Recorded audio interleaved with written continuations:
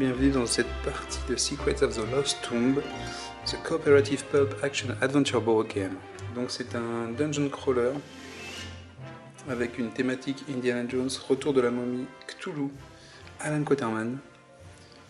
On va donc effectuer des missions, car nos aventuriers font partie de l'ordre éternel de Persée, The Eternal Order of Perseus, qui est là pour combattre les créatures maléfiques provenant d'un tombeau qui apparaît tous les 113 ans au milieu du triangle des Bermudes suite au passage d'une comète. Comète qui va être souvent symbolisée sur les éléments du jeu. Plutôt que de lire les règles directement et de vous expliquer chaque règle, on va faire une partie et j'expliquerai les règles au fur et à mesure. Ce sera beaucoup plus simple et plus sympa. Et c'est parti, tout de suite. Avant de commencer, un petit tour du matériel en place. Donc nous avons devant nous ici l'entrée de la tombe et le couloir qui mène jusqu'à l'escalier qui va au second niveau de la tombe, sachant qu'il y a 3 niveaux dans la tombe. Et que nous laisserons les niveaux en place, car le but dans ce scénario-là, justement, c'est de détruire le pharaon aux yeux bleus et de l'empêcher de s'échapper du tombeau, ou de la tombe. J'utiliserai tombe, tombeau de temps en temps, selon l'humeur. Donc on retrouve nos tuiles qui vont faire la partie de notre dungeon crawler. Sur les tuiles à noter, donc il y aura des choses qu'on verra en détail. Dès qu'il y a une petite comète, comme c'est indiqué ici, ici et ici, c'est pour indiquer qu'il y a une issue à la pièce. Donc une entrée ou une sortie, selon comment on se place. Et donc quand on piochera des nouvelles tuiles, on placera les issues pour correspondre à une autre issue de la nouvelle salle, bien sûr. Nos aventuriers sont représentés non pas par des figurines, même si elles existent, mais par des petits indices qui sont bien sympathiques. J'aime beaucoup. Nous avons une palanquée de dés qui serviront. Sur les dés, on retrouve j'ai des D6, mais à 12 faces. Donc en fait, c'est des D12, mais pour simuler un D6, parce que ça roule mieux qu'un D6. Quelques jetons. Donc les jetons, ici c'est les améliorations d'aptitude, ici ce sont des coffres au trésor, des cordes pour passer d'un niveau à l'autre parfois, des jetons d'aptitude, donc ça c'est pour on reviendra tout à l'heure pour les caractéristiques des personnages, les pions mythes, des soul shards, donc les éclats d'âme, ça va être les récompenses qu'on obtiendra quand on tuera des monstres dans le tombeau. On pourra utiliser ces soul shards pour aller voir le soulmonger, et récupérer ses bienfaits. Les jetons de blessure, les jetons de quête, ça je ne sais plus ce que c'est, les jetons de piège et les jetons de swarm, de dessin, pour les monstres qui fonctionnent en essaim. Ici, petit déplacement, nous avons les tuiles parmi lesquelles on va piocher notre exploration. J'en ai un peu plus que ça, mais j'en ai pris une grosse partie. Ici, les quelques cartes du jeu. Donc ici, nous avons dans l'ordre des cartes d'aventure, recto verso, avec un côté aventure, un côté mésaventures. On y reviendra dans le détail. Les cartes tombeaux, qui vont en fait faire l'intelligence artificielle, entre guillemets, donc le spawn de créatures, des effets dans la tombe. Des cartes de loot, des cartes de compagnons. Donc on peut avoir des compagnons dans l'aventure, on part déjà avec des compagnons au début du jeu, des cartes artefacts, des cartes d'état, de statut, donc malade, empoisonné, ainsi de suite, des cartes soulmonger, c'est donc ces objets qu'on pourra acheter au soulmonger, on y reviendra en détail, et enfin des cartes monstres, donc basiques et élite. Ici nous avons les tuiles qui vont commencer notre niveau 2 et notre niveau 3. On y reviendra plus tard. Et enfin, voyons voir nos aventuriers. Donc nous avons...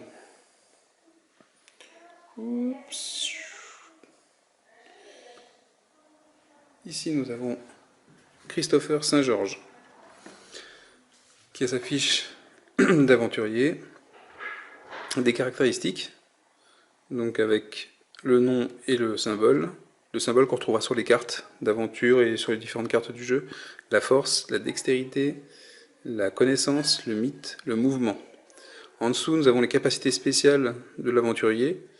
Avec un petit symbole infini, ça veut dire qu'il pourra utiliser autant de fois qu'il veut.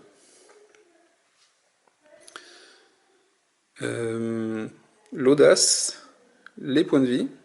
Donc les points de vie, tout le monde sait ce que ça peut être. L'audace, c'est une manière de mitiger un peu la chance. À savoir qu'on peut dépenser, avant un jet de dés, on peut dépenser un point d'audace pour faire un succès sur 4, 5, 6 au lieu de faire sur 5, 6. Et on peut aussi également dépenser un point d'audace après le jet de dés pour relancer ses dés. Donc c'est deux façons d'utiliser une relance, ou d'utiliser les points d'audace, sachant qu'on commence avec 4 points d'audace et qu'on n'en gagne pas beaucoup dans le jeu. Le personnage commence avec des équipements de départ. Donc lui, il a un chapeau et une Thompson. Je reviendrai sur le détail des cartes plus tard. Il a également 2 compagnons. Donc les compagnons, leur intérêt, outre équilibrer le jeu évidemment, c'est qu'ils ont des points de vie. Ça veut dire que quand on reçoit des blessures, on peut envoyer des blessures sur nos compagnons, à la place de les prendre directement. Et ils nous apportent leurs différents bonus.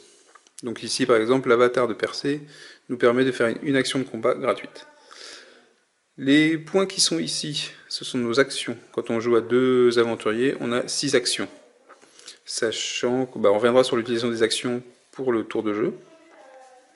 Ici, le petit jeton qui est ici, c'est le jeton de recherche, qui a 3 couleurs, vert, jaune et rouge, qui nous servira à savoir sur quelle table de résolution on fait nos recherches, quand on fait une fouille dans une salle. Donc ça, c'était Christopher Saint-Georges. On passe à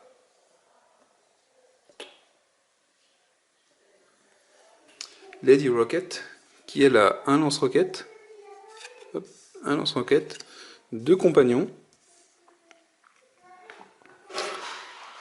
et le reste, donc elle a les différentes caractéristiques, les compétences spéciales liées à son personnage.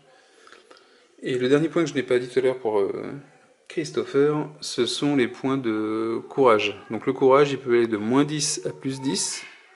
Il va varier en fonction, déjà il va varier parce que selon les personnages, on n'a pas le même courage. Et en fonction du jeu, il va varier. À savoir que quand on rencontre un monstre, dessus il y a un nombre de points de courage que l'on va perdre la première fois qu'on le rencontre. Donc si je rencontre une momie, je vais par exemple perdre 3 points de courage. Mais la deuxième fois que je rencontrerai une momie, je ne perdrai pas à nouveau ces 3 points de courage.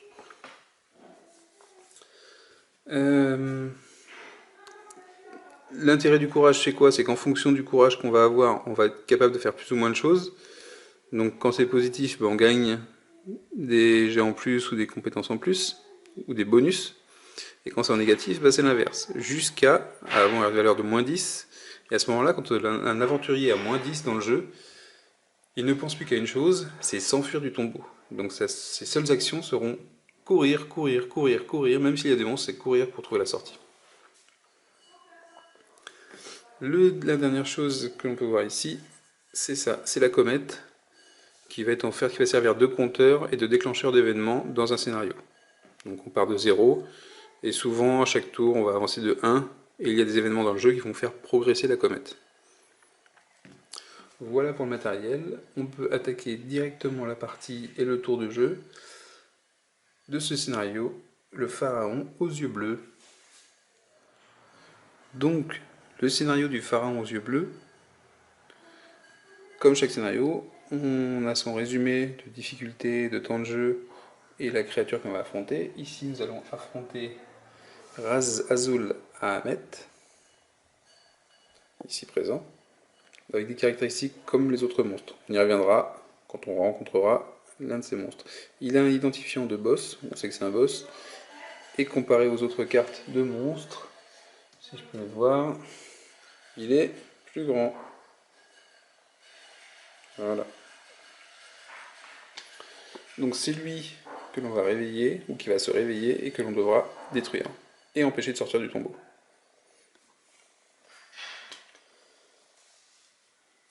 On a un setup de la tombe, donc on place les entrées, on a des cartes qu'on met en dehors, qui vont venir dans le scénario. Ici, nous avons des conditions de victoire, des conditions de défaite. Donc les conditions de victoire, on doit tuer Razazul à Ahmet une fois qu'il s'est réveillé. Condition de défaite, si tous les joueurs meurent ou s'échappent du tombeau après son réveil, on perd. Si le pharaon s'échappe du tombeau, on perd également.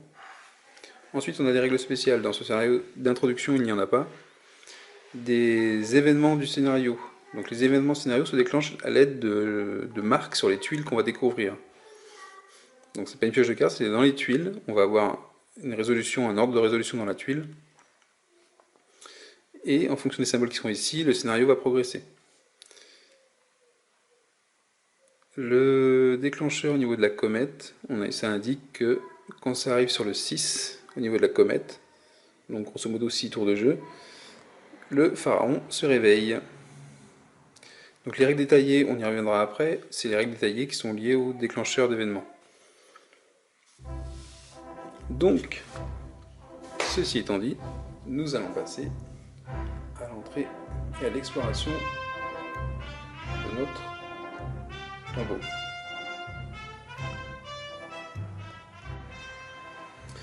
Et donc voilà Christopher, Saint-Georges et Lady Rocket en avant pour l'aventure et l'exploration de ce tombeau, à la recherche de la chambre funéraire du pharaon aux yeux bleus, Razazul Ahmet. Donc comment ça va se passer? Au niveau du tour de jeu, il y a une phase pour les aventuriers, une phase pour le tombeau. Donc les aventuriers, on va s'approcher de leur fiche. Les aventuriers ont 6 actions chacun, parce qu'on est en configuration de 2 joueurs. En fonction du nombre de joueurs,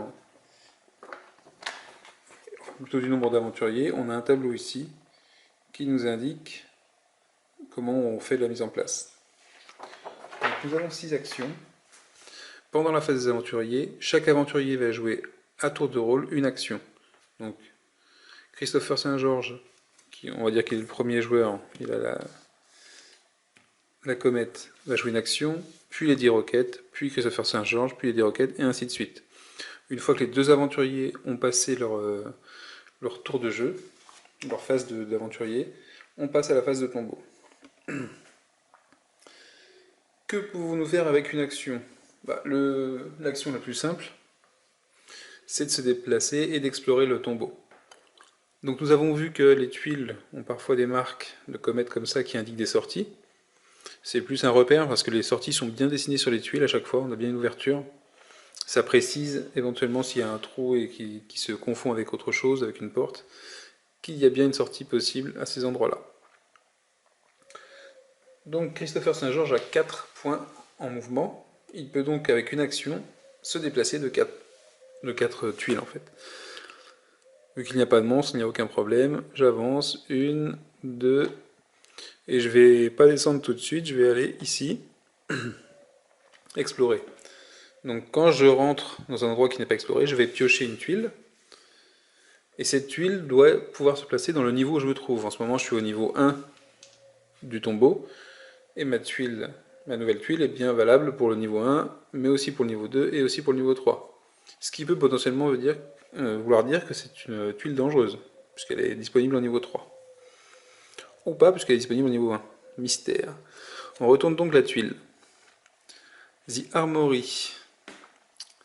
Donc cette tuile, la première chose qu'on fait sur une tuile, c'est de regarder en bas à droite l'action qui se passe quand on fait une recherche.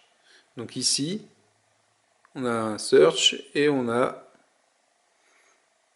nous indique qu'on prend la première arme avec comme caractéristique de base la force du deck. Donc on va chercher dans le deck. Donc je place la première carte, c'est une carte dextérité. Je ne sais pas si on voit bien.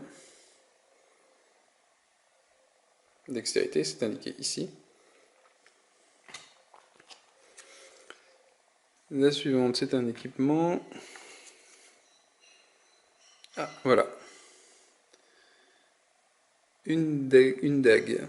Donc je vais récupérer cette dague et la donner à Christopher.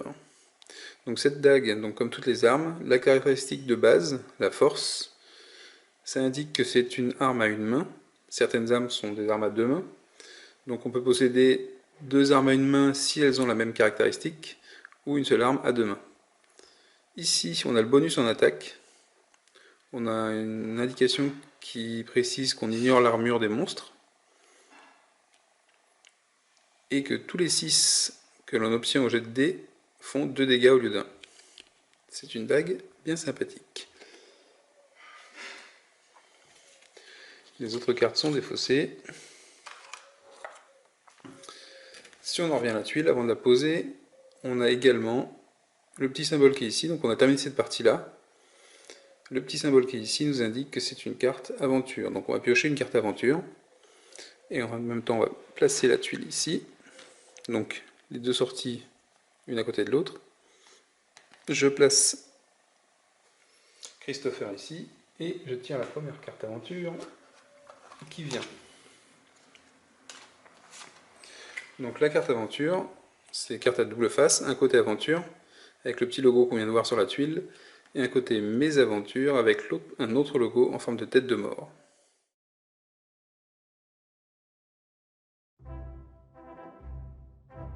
Donc cette première carte aventure, qu'est-ce qu'elle nous raconte? Alors, perdu. Comment c'est arrivé? On est passé à travers une porte, et maintenant on est pris au piège dans un labyrinthe. Des murs, des tours, des virages,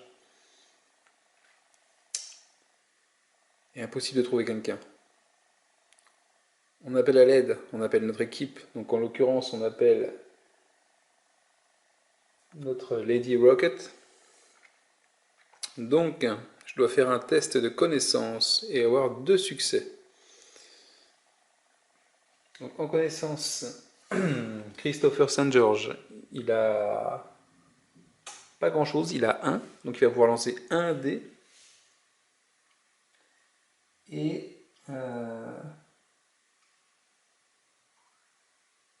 et c'est tout ce qu'il a.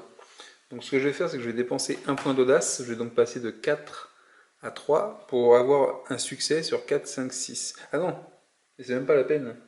Je peux pas avoir 2 succès avec un seul dé de toute façon. Donc je vais forcément échouer. Donc ça sert à rien que je dépense l'audace. Et donc on va faire comme si j'avais un échec sur mon aventure. Parce que même si je lance le dé, j'ai un 1. En plus c'est un échec critique. C'est formidable. Donc quand c'est raté, on ignore la première partie et on fait que la deuxième.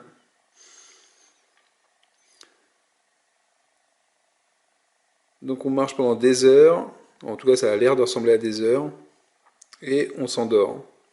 Quand on se réveille, on est de retour dans le tombeau, avec un gros mal de crâne. On ne sait pas pourquoi c'est arrivé, ni où est-ce qu'on était, mais c'était juste une illusion. Hop, on referme cette carte qui est défaussée. Donc une aventure somme toute banale, mais finalement assez narrative. Et c'est ce qui est sympa dans ce genre de jeu, c'est que même s'il ne se passe pas grand chose, il y a toujours une petite histoire derrière, une petite situation qui peut être bien, bien sympa à plusieurs et qui retranscrit parfaitement l'ambiance d'un tombeau et de tous ses mystères. Donc, Christopher a fait son action. C'est au tour de Lady Rocket de faire son action aussi. Et on a souvenir que Lady Rocket...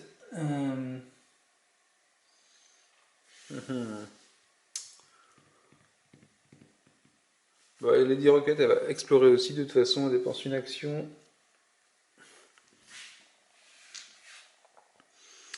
Elle va se déplacer dans la chambre qui est juste à côté, ici, ou non, en face plutôt. En face, on tire une tuile. C'est une tuile qui accepte le niveau 1, 2 et 3. Et donc, oh, encore une tuile avec un piège. avec des bons pics qui tombent du haut. Donc il faut faire un test en connaissance aussi. Et, et si on rate, c'est moins 5 points de vie. Et il y a trois symboles, ça veut dire qu'en fait, même si je rate une fois, le prochain aventurier qui rentre dedans, il se le prend aussi. Et, chose importante, alors je peux le placer comme je veux, hein, je peux le placer, j'ai 3 exits sur la tuile, celle-là, donc je peux le placer à peu près comme je veux.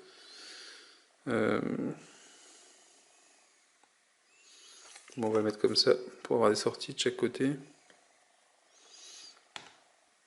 Et c'est une tuile rouge, ça veut dire que dans la phase de tombe, ça peut spawner à cet endroit-là. Donc d'abord on met 3 marqueurs de trap, comme indiqué ici. Ensuite on fait le test de connaissance. Donc Lady Rocket qui se trouve ici, elle a une connaissance de 2, non de 3, formidable.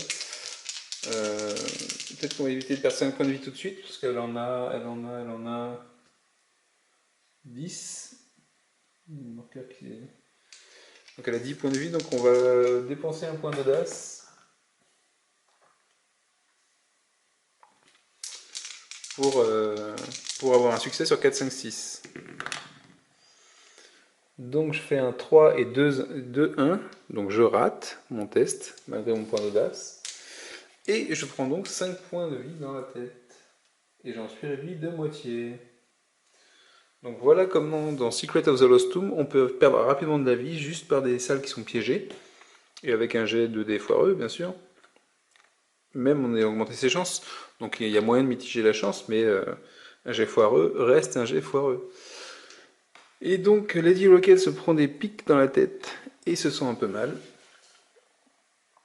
Et c'est au tour, donc il n'y a rien de plus sur la tuile, c'est au tour de Christopher de faire une action. Christopher, lui, va continuer à explorer.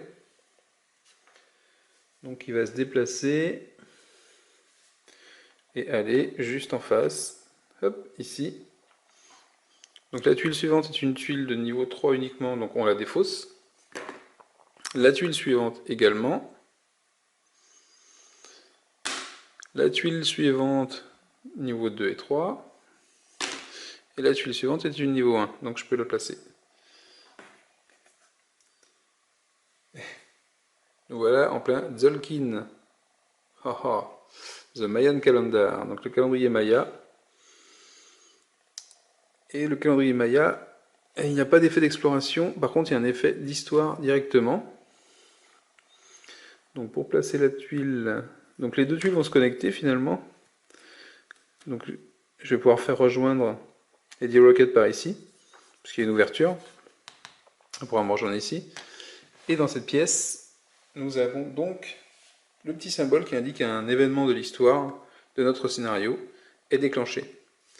On va se référer au livre du scénario qui nous indique que la première fois qu'on voit ce symbole-là, donc le 2 entouré des deux comètes,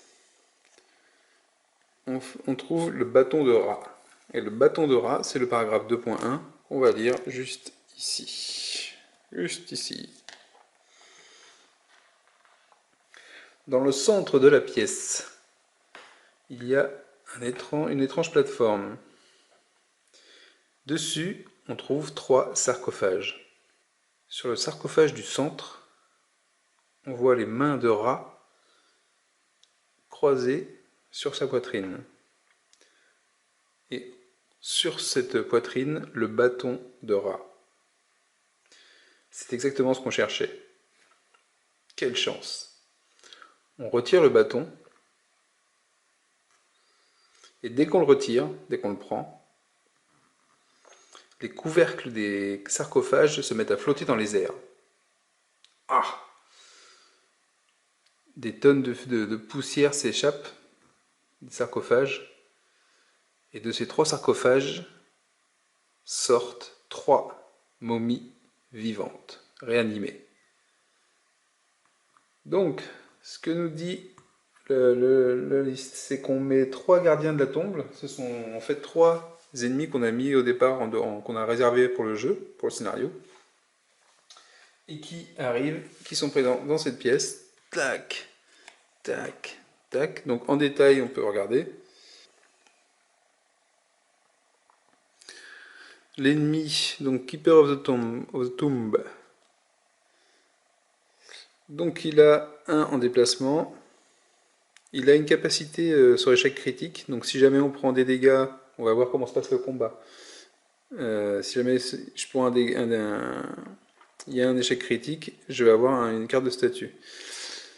Ici, ce petit symbole-là, donc on a vu le déplacement. Ici, ce symbole-là, c'est le symbole qu'on retrouve sur notre fiche de personnage au niveau du courage. Donc ça veut dire que la première fois qu'on rencontre une telle créature, on perd 2 de courage. Donc c'est le type de créature Keeper of the Tomb qui nous fait perdre 2 de courage. Donc la prochaine fois que je recroise un Keeper of the Tomb, je ne repère pas à nouveau 2 de courage. 3 ici, c'est son niveau d'attaque. On va y revenir quand on va faire le combat. Ensuite, c'est sa défense sur les coups qu'il peut prendre. Donc là, il a 0. Ensuite, ses points de vie, il en a 5. Ici, le petit symbole de pied, c'est la valeur d'évasion. Ça, c'est le nombre de succès qu'il faut faire en dextérité pour pouvoir s'échapper de la tuile sur laquelle je me trouve avec cet ennemi. Sachant qu'il faut le faire pour chaque ennemi. Et en bas, c'est la récompense en éclat d'âme en cas de... pour l'aventurier qui a tué le monstre. Donc il y en a 3 sur la tuile. On va reculer pour mieux voir le combat.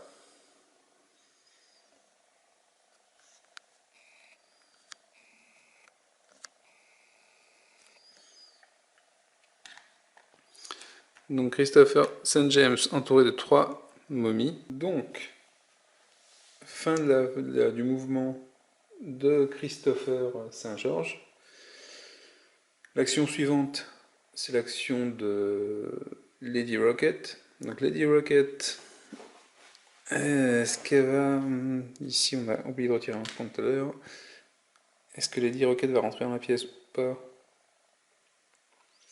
C'est pas son objectif, parce qu'on va sûrement utiliser le tir en rafale de la Thompson de Christopher.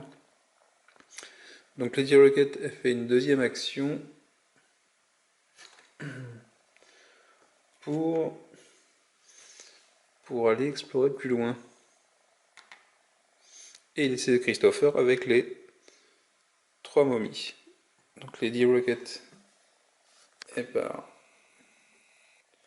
là-haut. On tire une tuile, c'est du niveau 2, donc on défausse. Une tuile niveau 1, 2, 3, on retourne. Qu'est-ce que c'est? Observatoire de l'île. Donc, on a encore un effet de ces 2 scénarios. Mais d'abord, on regarde ici, action d'exploration. On doit faire un test d'audace. Et si on le réussit, on peut récupérer un statut sans peur. Hop.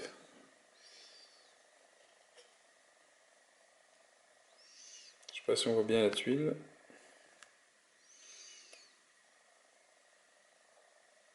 Voilà, le statut sans peur ici.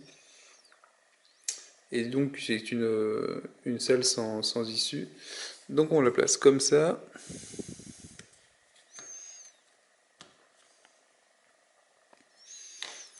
On se trouve au bout. Et on va donc faire un test d'audace. Donc le test d'audace, ma valeur d'audace, vu que tout à l'heure j'ai dépensé un point d'audace, je n'ai que 3. Donc je lance 3 dés. Par contre j'ai un... Est-ce que j'ai des bonus? Non.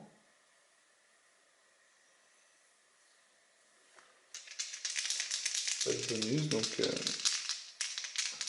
Odin, hein, mon compagnon le chien Odin me donne plus 2, mais seulement sur la recherche. Et donc là j'ai 1, 3 et 4, donc je rate lamentablement. Aucun 5, aucun 6. Donc je ne récupère pas le statut.